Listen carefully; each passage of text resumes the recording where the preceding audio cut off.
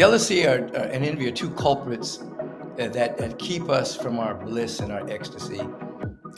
Jealousy affirms equality. Jealousy says, I want what he has. I want what she has. I'm jealous of that. I want it. Envy says, I don't want them to have what they have. It's like, they shouldn't have that. Why are they happy? Why are they healthy? Why are they successful? I don't. So jealousy affirms equality. It's not good to be jealous. But envy takes it deeper. Envy says, I don't even want them to have it. You see? So it's jealousy on steroids.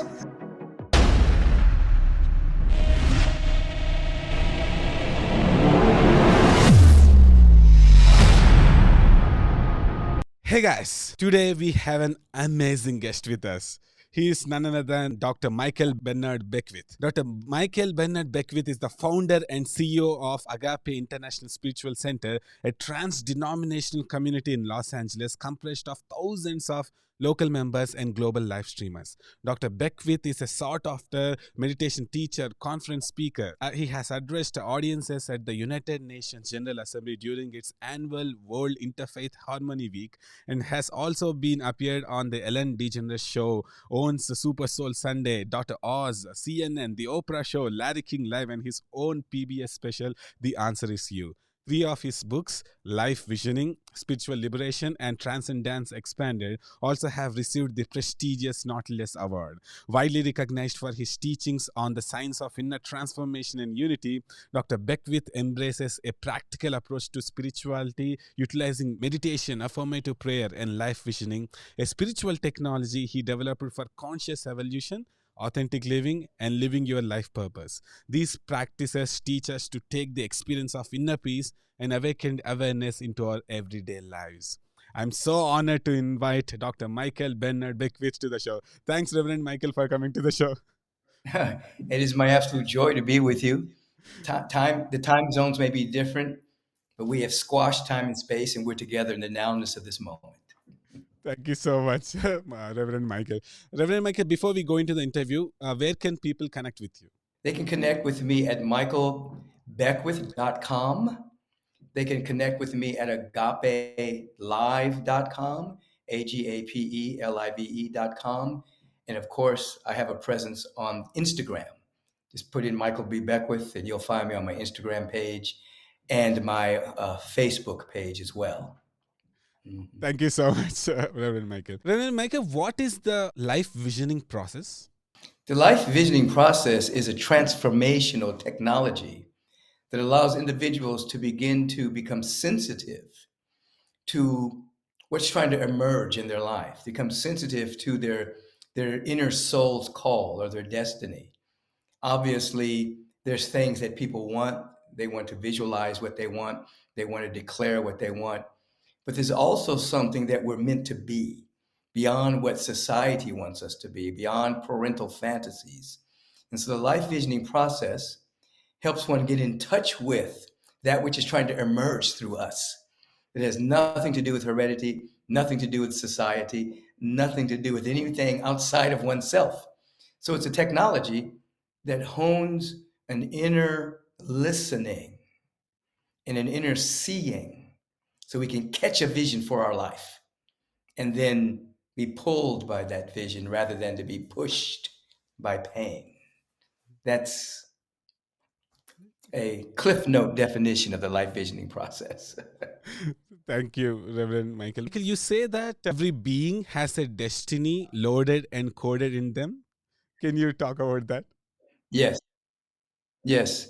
There's a difference between what one should be and what one is meant to be. What we're meant to be is our destiny.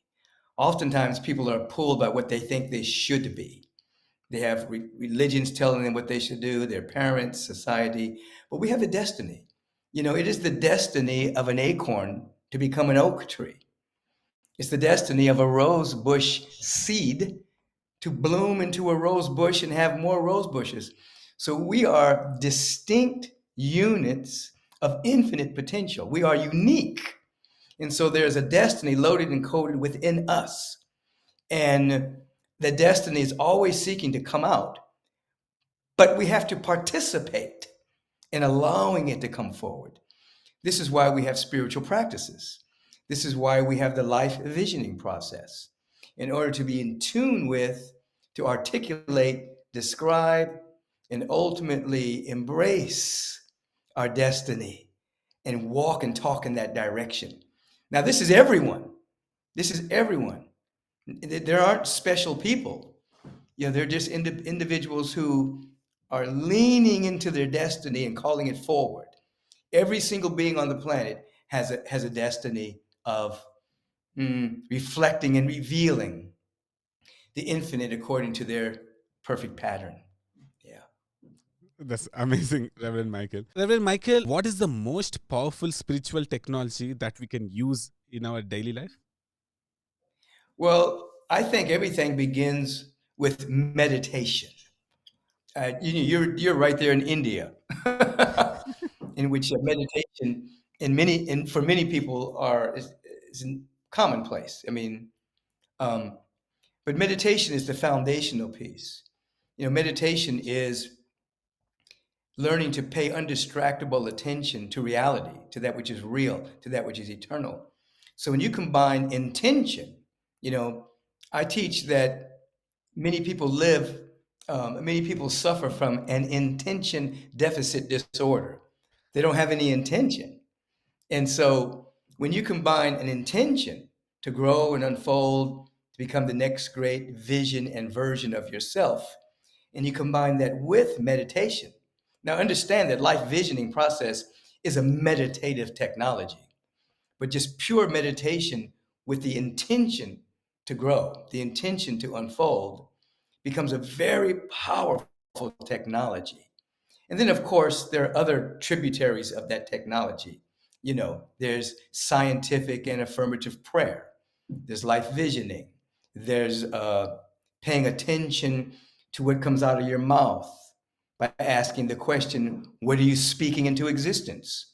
What are you complaining into existence? Become conscious so that you're actually embracing the frequency of your intention and the frequency of your destiny. And then the world begins to be more friendly. It begins to open up, possibilities show up, opportunities show up. You meet the right people at the right time for your destiny to occur, because a radical change has taken place within you through intention and through meditation, whether it's life visioning or pure meditation. Yes.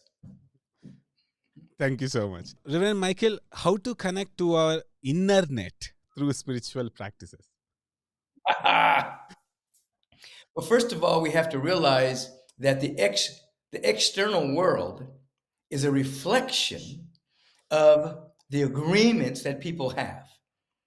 People have a level of agreement, opinions, points of view, and that creates the world as we see it. The world as we see it is a worldview based on agreement. It's different from the planet. The planet is Gaia. The planet is Mother Earth. Rivers, lakes, oceans, rainforests, deserts, oases, mountains, and the earth is alive. The world is just a perception. So when we begin to understand that, we turn in, not just to the internet, but the internet. And we begin to ask very powerful questions. And as we ask those questions, our internet catches those questions and then begins to answer them according to the sincerity of our asking. So if we turn within and we ask, what is it that's trying to emerge in my life right now? What gift am I to give the world? What gift, what contribution am I to make to the world to help change it? And you listen sincerely, you go into your own internet. The question will begin to reveal itself in a language and in a way that you can understand. And you, after a while, be able to tell the difference between the voice of your soul and the voice that's answering that question, and then all those other voices that run rapid in the mind, the ego, the parental voice, the societal voice, the governmental voice, be able to tell the difference. And now you'll go in, you'll hear, you'll listen, and then you'll act based on that internet catching the answer to the question that you're now asking. That's amazing. Internet versus internet. It amazes me every time. Thank you. Reverend Michael, what do you mean by discipline? Many years ago, I coined the word discipline because I wanted people to understand that uh, even the word discipline, if you have a level of discipline around anything, playing the piano, athletics, whatever, the word discipline comes from disciple, and the word disciple means that an individual is loving what they are disciplining themselves to.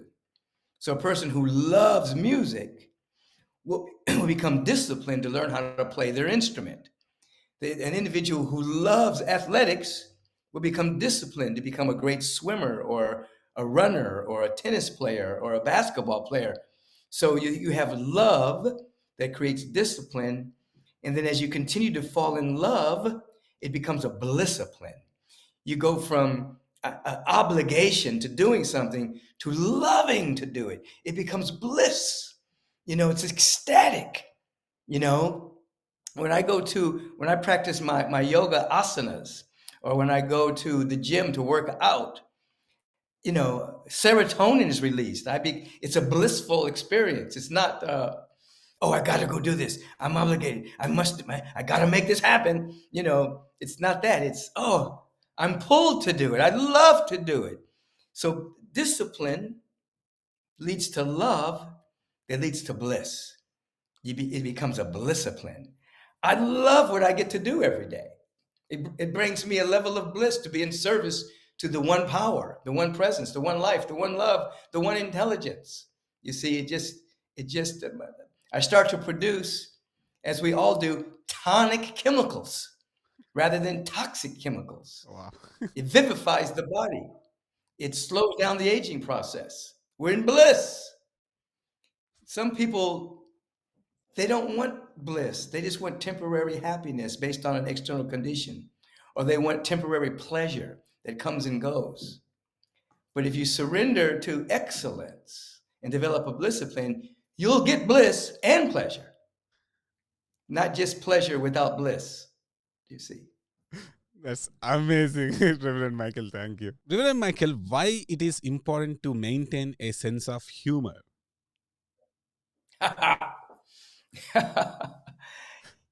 The highly evolved people have a great sense of humor. Obviously, humor is paradoxical. That is, something that you may not like may be happening. But if you develop a good sense of humor about yourself, you start to produce tonic chemicals. You begin to see a way out. You learn to laugh at yourself because it's funny. It's ironic and paradoxically funny that we are these cosmic beings. We have emerged from the eternal with everything that the eternal has. Yet we tie ourselves into knots and manifest all kinds of issues and problems and drama. And so it's funny. So we have to learn how to laugh at ourselves. And once we can laugh at ourselves, we can start to catch insight into how to untie the knots. I'm not good enough. I'm not worthy. I'm not able. We untie those knots and we open ourselves up to a greater awareness that life is for us. So it's good to laugh at yourself. You don't have to laugh at anyone else unless it's a humorist or a comedian, but you learn to have a good sense of humor about yourself. You don't take yourself too seriously, because an individual that takes themselves too seriously is wrapped up in a very small package, you know. And then when you expand your awareness, you know, you realize there's nothing serious going on in the cosmos. Energy is never created or destroyed. There's never any real loss. Death doesn't exist. So all the things that we're worried about, when we expand and just laugh at ourselves, we start to get real good insight into life, guidance, wisdom, direction. It's beautiful. Thank you so much. Reverend Michael, can you talk about tyranny of trends?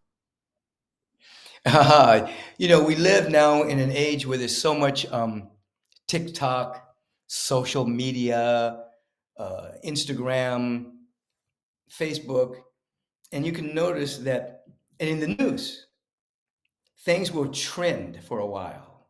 They'll become popular.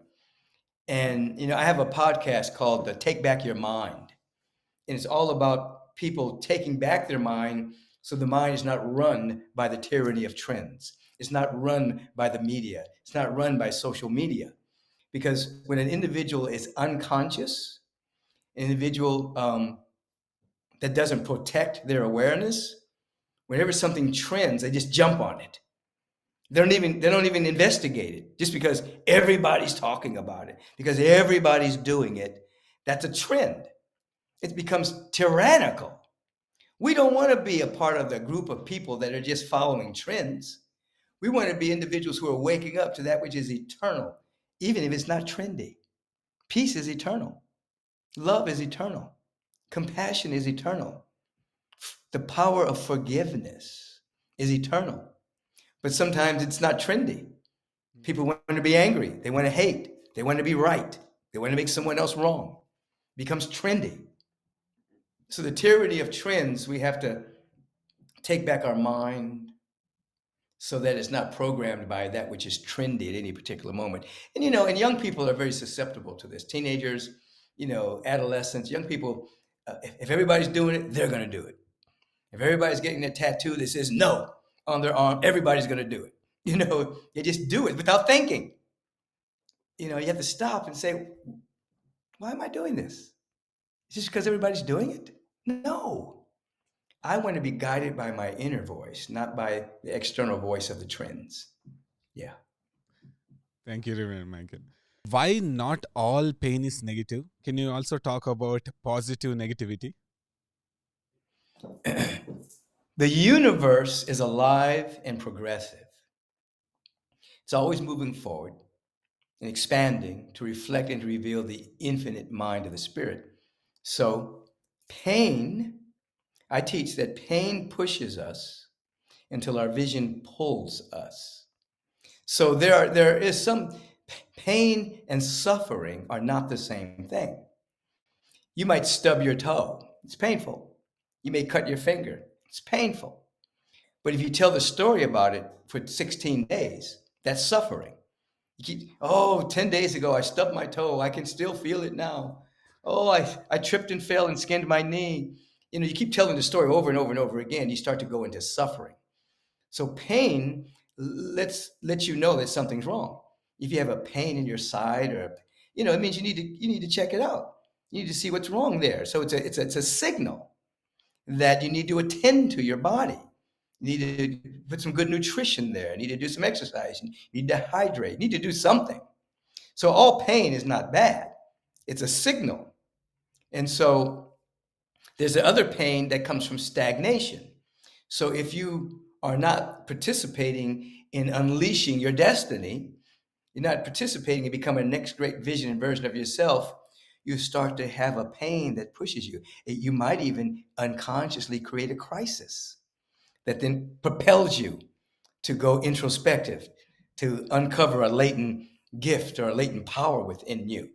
So pain and suffering are not the same. Pain is a signal for you to look at something so that you can see, what's causing the pain.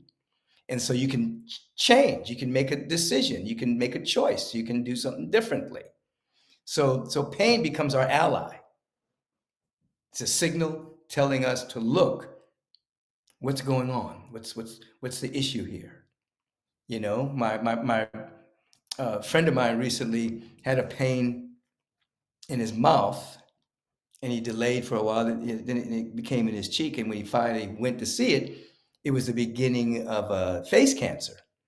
You know, so the pain was telling him something. So he got to it in time in order to handle the issue. So instead of just like ignoring the pain, he had it checked out. So pain was good. It was a good signal. Thank you so much. Reverend Michael, I love this quote. I already shared with you, but I'll share it again.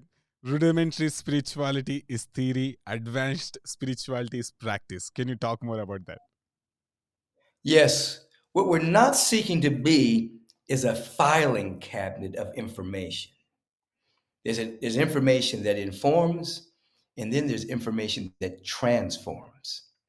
And so many people are just like stockpiling information. They may read a book, they may go to a seminar, they may go on the internet, and they start to memorize stuff. And if you memorize and you just take all of that information in, but you don't go into practice, you become spiritually constipated because because the information is not being assimilated, transmuted, and expressed. So beginning, is theory, rudimentary is theory, getting the information, advanced is practice. So when you actually start to put the information to practice, you try it, then it's assimilated, and then it becomes transmuted, becomes energized, it becomes a part of your life. It's like if you eat a lot of food, but you don't walk, you don't have any exercise, all of that nutrition is not assimilated in your body. But if you move the body, you exercise, you assimilate the food better. And then it becomes muscle. It becomes strength, it becomes flexibility. So the same thing with information. If you get information and don't do anything with it, you become constipated. Henry David Thoreau, the great philosopher here in America, when he would be reading a book. Every time he had an insight, a new aha moment, he wouldn't read. He wouldn't keep reading the book. He would put a place mark in the book, close the book, and then go find a way to put that into practice. Then he would come back and continue to read the book.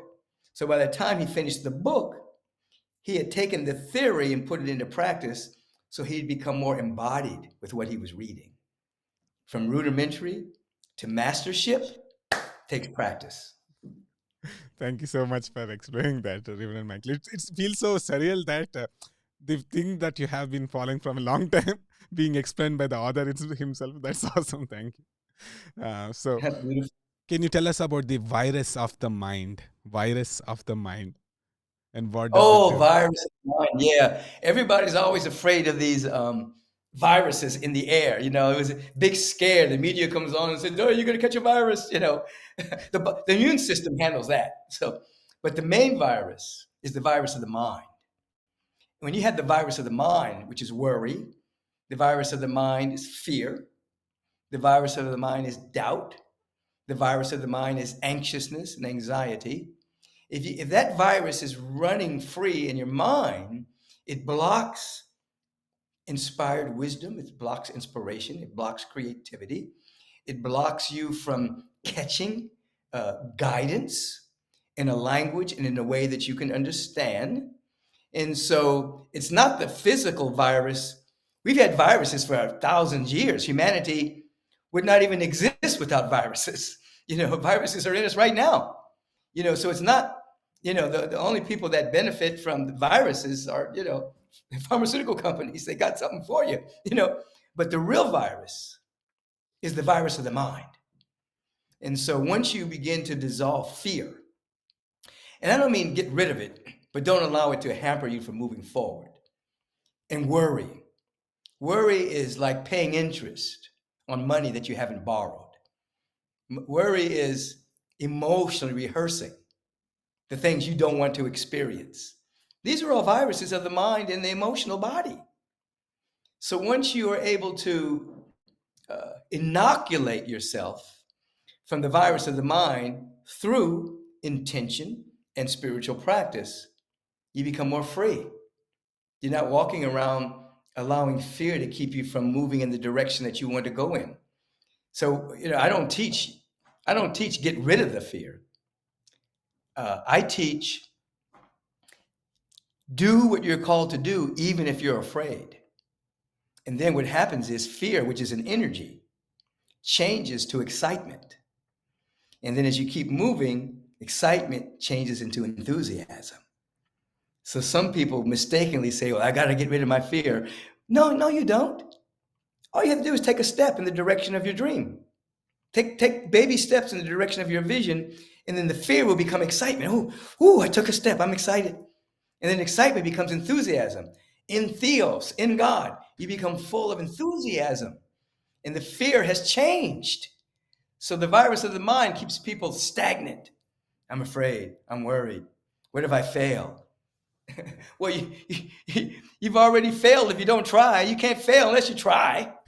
You know, I mean, Michael Jordan missed more shots than he made. You know, the great ball players struck out more than they hit home runs. So you're always failing to a degree in order to get better. So so the virus of the mind is the most detrimental virus we will ever come in contact with. Thank you so much, Reverend Michael. Entheos, that enthusiasm, it's the superpower. So, That's our superpower, man. That's it. yes, Reverend Michael. Reverend Michael, what do you mean when you say you can only see that which is in you? Yeah, we are vehicles of projection, meaning whatever is in here, we project onto the world. The world is like a Rorschach test or a big screen. And what we're seeing is our what's within us. So if you are uh, angry, you'll see all the things that make you angry. You'll be triggered by all these things that make you angry. You know, we've all heard this statement, Shakespeare, beauty is in the eye of the beholder, you know. So when you start to look for, you start to cultivate the beauty of your own soul and the love and the peace, you start to see that everywhere. You start to see that in the world. You don't lose your power of discernment, meaning you can also see things you need to be careful of. You can also see people you may need to be wary of if they're not in the right mind, things of that particular nature. But we are projecting, we are projectors. We're always projecting what's within out there. And we do it to other people. You know, we'll look at somebody and we'll say this and that about them. But the only way that you could see that if it's in you. You can't see it if it's not in you. You see, you can only see it, even if it's there in a small bit. You see, so so I like to say, what is it that what do we look? Whatever we're looking for, we're looking with. It's in our conscience. We're looking with that consciousness. You see, and this is why the teaching is, you look for the good and praise it. You look for the beauty, you praise it. You look for the love, you praise it until you clean up your own inner window of perception, and then you start to see more clearly that there's a presence, there's a beauty, there's a love everywhere. And you can even see it in people who can't even see it for themselves. Mhm. Amazing. Thank you so much. Reverend Michael, what is the difference between jealousy and envy? Mhm. Jealousy and envy are two culprits that keep us from our bliss and our ecstasy. Um, Jealousy affirms a quality. Jealousy says, I want what he has. I want what she has. I'm jealous of that. I want it. Envy says, I don't want them to have what they have. It's like they shouldn't have that. Why are they happy? Why are they healthy? Why are they successful? I don't. So jealousy affirms a quality. It's not good to be jealous, but envy takes it deeper. Envy says, I don't even want them to have it. You see? So it's jealousy on steroids. These people who are envious is like, oh, I don't want them to have it. And they may even move a person into rivalry where they try to stop somebody from being successful or tear somebody down or go on the internet and tear people down. You see the hatosphere. You see people going on the internet sometimes and just talking about people. They don't even know these people. They just talk about them and disagree with them and fight and try to bring them down. It happens in society. If somebody does something really good, the human mind that's unchecked by the heart starts to look for bad things about the person. Person's just something great. They just won the Olympics. Oh, but did you hear that he did this? Did you hear when he was in high school? He said this. The mind, the virus of the mind that's projecting negativity just starts to try to tear somebody down, rather than celebrate them for the good. The virus of the mind will have to tear people down. You see it on the internet all the time. People hiding behind their screen and saying negative things about people they don't even know, wouldn't even have the courage to say it to the person's face if they saw them, you see. So jealousy and envy is something that we transcend through spiritual practice. So we affirm other people. We see something that somebody's doing well. We don't become envious of it. We don't become jealous of it. We celebrate it. I teach people that if you see something good, celebrate it. That way you won't block it from coming into your life. So if you see somebody really successful, you celebrate it so that you get into the same frequency, and according to your pattern, you'll demonstrate the same thing. But if you become envious or jealous, you block it within yourself because you see it as separate from you. Oh, wow. You s- yeah. Just one word. Wow. Thank you, Reverend Mike. Reverend Michael, how to create prosperity in our life? Well, two things that are very important. One, again, through spiritual practice, you have an awareness that you're living in a field of abundance. Abundance is everywhere, it's a quality of the infinite. So you begin to realize that everything you can want and hope for and desire, I'm talking legitimate needs. I'm not talking materialism. I'm not talking about the commercialism and you should have this in order to be happy. I'm not talking about that. You start to realize that you already have it within you. You begin at the end. I already have it. And then you find a way to be a giver. If you want to have permanent prosperity, you have to find a way to share your gift. You have to find your way to serve. You have to find a way to give. Kahil Gibran has a very powerful statement. He says, the hands of the givers are never empty. So if you ask the universe, how can I give today and what can I give today?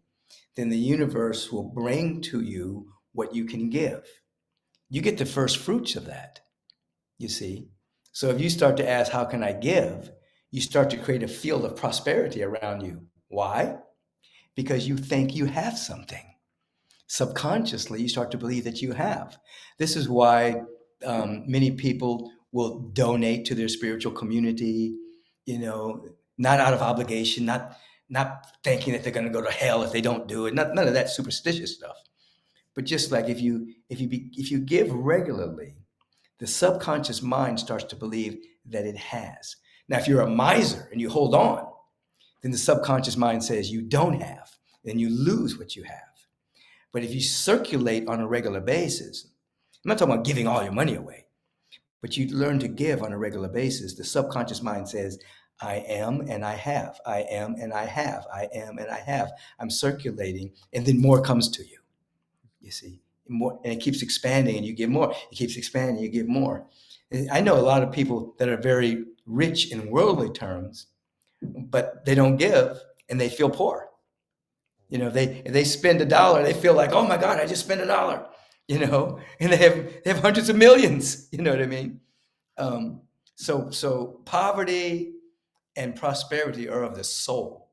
Poverty, a person can have a lot of money and still be in poverty. And a person can have a little bit of money and still be in abundance. Their needs are met all the time. It just shows up. Everything they need shows up all the time. And then it starts to coagulate into more permanent prosperity as they circulate. Am I making sense to you? Amazing. Reverend Michael, thank you. It resonates with lots of real examples and experiences. Thank you. Reverend Michael, how to know whether we are living from character or personality? Aha. The personality, let's describe what that is. The personality is forged by time and experience. Um, things happen in your life growing up, and you develop a certain personality to deal with the issues that you face with. Sometimes you may develop a sense of humor. You may have a coping mechanism of anger or whatever. You develop, some people are satirical, they're cynical, they're sarcastic. Some people are hilarious, they're funny. You remember the comedian Richard Pryor. Remember Richard Pryor? Mm. He was a great comedian in America, and he became very funny. But he developed that personality because when he would walk home, he would have to pass these gangs. In order for not to get beat up, he would make them laugh, and they would leave him alone. So he became very famous as a comedian. That was a part of his personality. So personality is forged by time, and sometimes your ancestors or your family can rub off on you, and you develop a personality. Oh, you act like Uncle Joe. Oh, you act just like your mom, or whatever. That's personality, and personality has triggers, things that bother you. Character means it's an old English term that means the etch of God on your soul. That's what. So when you develop character, it's not being a character. It's not acting. Oh, I'm the Joker today. No. Character is the etch of God on your soul, and when you have character, that means you have integrity. You have compassion, kindness, patience, love. It's the edge of God infused in your soul. It's not just mere personality. You don't just put it on and off. You can change your personality.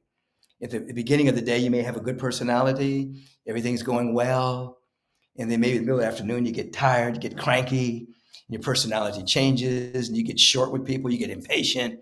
By the end of the evening, you're mad, you're in traffic, and the traffic's making you mad.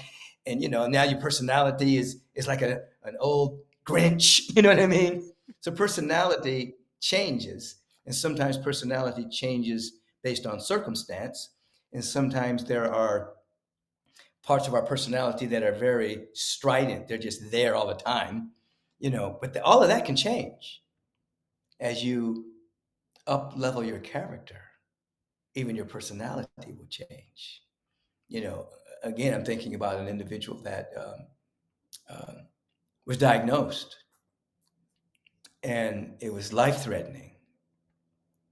And he was this was a woman. She was always sardonic, and she didn't relate much to people, and she was sarcastic. Very interesting person. And when she got this notice that she had this life threatening disease, and she started to work on it, her personality changed. She started to be more kind. She came close to death. She started to be more loving, more patient, more generous, thankful. She started to be grateful to people for things that she would before not thank them if they did something for her. She'd go, okay, thank you. Her personality changed because it became more infused with her real character, which is of God. You know, and so the way people knew her most of her life, it changed, and it's still holding. Thank you, Reverend Michael. Reverend Michael, why should we not look for the dreams to come true? My statement is we don't look for our dreams to come true. We become true for the dream. So if you have a dream, and you should have a dream, everyone should have a dream that's bigger than what they can do right now, because you want something to stretch you. Pulled by a vision, within that vision are dreams of possibilities, and what happens? You have to actually grow to actually manifest that dream. You have to become true to the dream. The dream isn't just going to happen. Isn't going to just happen. It's going to happen just according to your frequency and your vibration. So if you have a dream, what do? So you have a dream of being a great piano player. You're not just going to become a great piano player. Dream's not going to just come true. You got to practice. You have to actually learn the scales. You have to actually have to change your habits. You have to change your priority. You have to give it time every day so that you start to play until music plays you. When the music starts to play you, you've become true to the dream. You have awakened. So the first thing you have to do to become true to your dream, you have to wake up. Thank you so much, Reverend Michael. Reverend Michael, last question. Would you like to issue a 7-day challenge to our subscribers?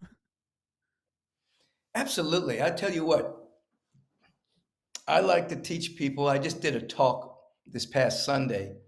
It's in the archive. They can go look at it if they want at agapelive.com. Uh, and the topic was, what are you speaking into existence? What are you speaking into existence? And I said, are you complaining something into existence? Because your constant complaint has an energy. And if you keep complaining about it, you're creating an energy pattern that will bring something into your life, either the body temple, a symptom, an experience, a condition. So I'm issuing a 7-day challenge to not complain for 7 days about anything. Don't complain about the traffic. Don't complain about anyone else and what they've done or said. Don't complain about anything. Just allow for your mind to be a place of blessing. Anytime you see something you want to complain about, you just silently bless it. Break the habit of complaining so that which you are speaking and thinking into existence is of a very high order. Don't, they call complaining making prayers to the devil. That's what that's called. Complaining and anger are prayers to the devil. Of course, I don't believe in the devil. It's just a statement. Bob Marley sang about it as well. So don't make prayers to what you don't want by complaining. So I'm issuing a 7-day challenge, no complaining, 7 days, and then see if you can. And if you do complain, start over Okay. until you can get a full 7 days of not complaining. Thank you so much, Reverend Michael. Reverend Michael, thank you so much for coming to the show and helping us to become more enlightened. You are awesome. Thank you, brother. Thank you. It's my joy to be with you and your beautiful countenance, your beautiful smile, and every way that you're curating the show. It's absolutely first class. Thank you. Okay, we want everyone to subscribe to BNS Goku Great. It's necessary.